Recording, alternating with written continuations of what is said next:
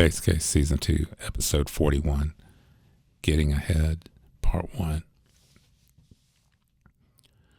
I want to get ahead. I mean, even if it's only by a centimeter. I've worked on projects, etc., for long periods of time and gotten nowhere. I've worked on tunes and pieces for long periods of time and was not able to finish it in that long period of time. That happened in school quite a bit. Then it happened some more after school. I'm talking about complex and or large projects, either of my own design or someone else's. Might be a transcription of a solo I want to learn and be able to play without notation in front of me. An etude I want to learn and perform, again, without the sheet in front of me. And you got to figure it out. Quote, "The secret of getting ahead is getting started. The secret of getting started is breaking your complex, overwhelming task into small, manageable tasks and starting on the first one." Mark Twain. You know, Huck Finn, Mark Twain, Samuel Clemens. I read those books when I was a kid. I didn't know at the time that those weren't children's books, but I learned a lot from them. Beyond the quote I just gave you from him. And the man said a lot of very perceptive things. A lot of funny things, which pulled the cover off of life as I knew it. I don't think he was a bass player, but he's valuable to me. Breaking my complex, overwhelming tasks into small, manageable tasks. I'm totally down. There's 33 sprinkler heads on my property. All were old, but some still working, kind of, and I've changed 11 of them.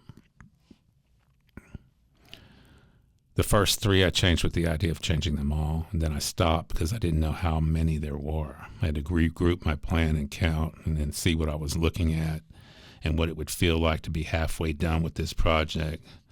Then I knew there was a beginning and an end to this very large project, and I felt better. I knew what was in front of me. And it wasn't urgent or pressing. You remember that from a previous episode on the Covey? I talked about pressing issues, non-pressing issues like checking my emails all the time instead of fulfilling my missions. Changing sprinkler heads isn't pressing. I don't want it in the way of my mission of being a bass player and ensemble director. Now, this somewhat large project sits in the correct spot in my life. Learning Paul Chambers' bass solo over Straight No Chaser. It's from the Milestones album. The solo starts at 8:02 in the recording. Anyway, it's 5 choruses of F blues bass solo, pizzicato. I wanted to learn it and play it from memory. The solo sits on the bass neck so well, and it's unintimidating in its own way and use of 8th notes. It's genius the way it's constructed and designed. Anyway, the front part of my house several years ago was being painted, including my studio, and it took 4 days or more. I had to hole up in my bedroom with my bass, phone, and music stand. And I broke the solo down, which is 5 choruses, and I broke it down into 17 sections. The last section is a blistering full chorus of mostly 8 notes. Most of the sections are 2 to 6 bars, measures long. And I played it and absorbed one section at a time. And it felt good. Section number 1 is 2 measures long. And when I nailed that, I built some good feelings and momentum. And I just kept going. I broke the overwhelming into small, manageable tasks. And I did that with other things in my life. And it was during the summer, and I went to the pool and rehearsed and taught lessons, but I came home at night to this project of learning Paul Chambers' solo, learning it, meaning being able to play it without the sheet in front of me. And it was a reaction to not being or having access to my studio for almost a week. When I saw that I wouldn't be in my studio for almost a week, I thought, what can I do and be productive but with limited resources? And it was freeing. I only worked on that one thing. I packed up all my instruments and only brought one into my bedroom, which was my only space that was free. I had been listening to the solo and broke it down into sections. Finish a section, play it a bunch of times, stop, and feel good about it. The feeling good about it is the part that you want. You're making small progress and small moves. And I did it before then. Several years before that, we had a massive ice storm around here that stopped school and everything else, and I was stuck inside for a full week. Same thing. What am I going to do to be productive and have something to show for this immense time off in the first part of the semester? And I had just received in the mail Patitucci's book of etudes, and it was a one-pager from what I can remember. And I took it apart. 20 small, manageable tasks. And I learned that C major etude in the week and in the week that we had off, and I still play it today. I don't have the book any longer, but I can still play that etude by memory. I've done this with numerous pieces of music, solo material, chord changes. I see more than a few players that come into my studio trying to do too much. Best advice, find one project, small is best, and break it down into small pieces. Now think about it. Mark Twain said that over a century ago.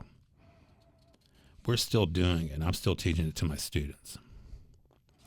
You want to play all 12 major scales 2-octave with arpeggio and double bass in one semester? Probably not. Sometimes all 12 major scales 1-octave in one semester, maybe. You want to learn a tune a week, meaning learning the chord changes and melody each week? That's a lot. How about one a month? And then if you do more than that, you'll feel better. But if you get the one down, you feel good. Think about it. If you did that weekly, you're going to miss weeks, and you're going to lose momentum. If you do more, good. And I tell my new players, and I mean players new to the instrument, I'll teach them a bossa groove over blue bossa changes. Sometimes just grooving the root, no fifth. A lot of times just the first 4 bars, C minor for 2 bars, F minor for 2 bars. And they say, how much should I practice? And I look at them dead and I say, 5 minutes. And you know what they say? They say, just 5 minutes?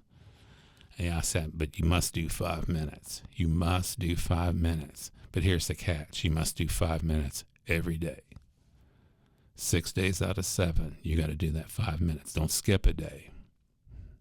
How am I going to get better off 5 minutes a day? Well, I tell them, you're new. You haven't been practicing it at all, so 5 minutes is a lot. 5 minutes is way more than nothing. If you feel like doing more after 5 minutes, take a break and go back for some bonus practicing. But either way, you've got to do the 5 minutes every day. Okay, I roll. It gets results because it's doable. Someone new to the instrument, any instrument, can't do an hour straight. Not an hour straight of quality practice. It's like training for the marathon or lifting weights. You've got to start small and build, so it's very small victories. That's what keeps you going. If you have questions, email me at phil@basscase.co. I'll talk to you soon.